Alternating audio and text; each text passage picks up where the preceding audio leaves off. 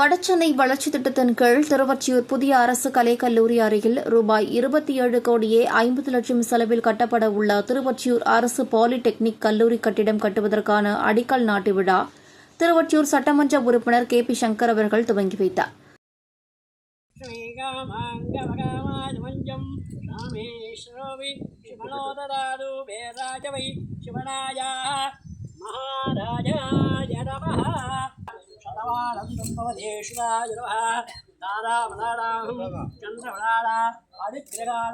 आयुष्मेन्द्री सद्मत्नगे देवताय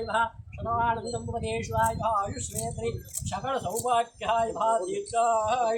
இதனைத் தொடர்ந்து காலடிப்பேட்டை 11வது வார்டில் அமைந்துள்ள சென்னை உயர்நிலைப் பள்ளியில் ரூபாய் 99 லட்சம் செலவில் சட்டமன்ற உறுப்பினர் நிதியில் புதிதாக கட்டப்பட்டுள்ள வகுப்பறைகளை குத்துவிளக்கேற்றி திறந்து வைத்தார்.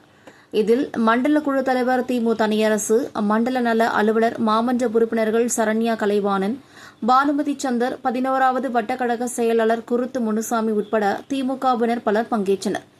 மேலும் திருவொற்றியூர் சட்டமன்ற உறுப்பினர் கே.பி. சங்கர் அவர்கள் காலடிப்பேட்டை சென்னை உயர்நிலைப் பள்ளி மாணவர்களிடம் அறிவுரை கூறினார்.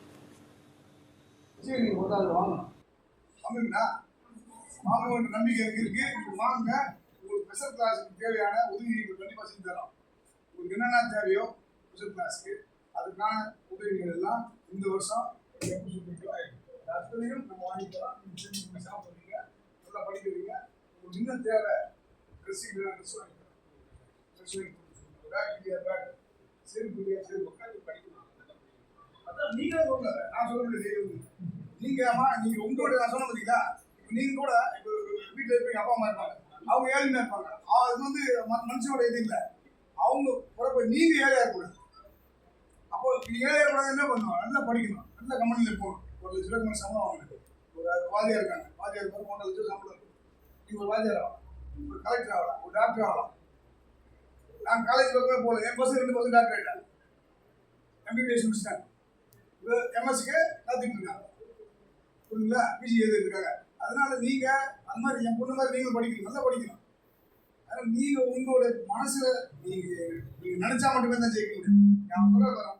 உட்காரணும். நீங்க படிச்சாதான் உங்க வாழ்க்கை, படிக்கணும்னு ஒண்ணுமே இல்லை. எப்போ நீங்க படிக்கணும்னு உட்காருங்களோ, சும்மா நான் புக்கை வச்சுட்டு உட்காருறது ஒரு பிரயோஜனம் இல்லை. நீங்க படிச்சீங்கன்னா அது வீணா போகாது. எல்லாமே போயிடும், வீடு போயிடும், வாசல் போயிடும், சொத்து போயிடும், சுகம் போயிடும், எல்லாமே போயிடும். உங்களுடைய கல்வி உங்களுக்கு போகாது, யாரும் திருட முடியாது. உங்களுக்கு கடைசி வரைக்கும் இருக்கக்கூடியது ஒன்றே ஒரு சொத்து தான். சொல்லுங்களா, இப்படியே இருக்கலாம்.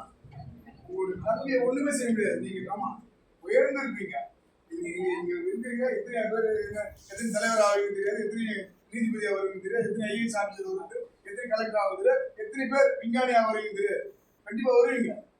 அதை நீங்க மனசுல வச்சுக்கிட்டு உங்களுடைய எப்படி கலைஞர் தொலைநோக்கு பார்வைன்னு தமிழ்நாட்டை கொண்டு வந்தாரோ அந்த மாதிரி மேம்பாலம், ஐடி சென்டர், ஃபேக்டரி, இது மாதிரி கலைஞர் கொண்டு வந்தார். அது மாதிரி நீங்க உங்களோட தொலைநோக்கு பார்வை கல்வியாக வச்சுட்டு போனீங்கன்னா கண்டிப்பா நிச்சயம் வெற்றி பெறுவீங்க. நன்றி, வணக்கம்.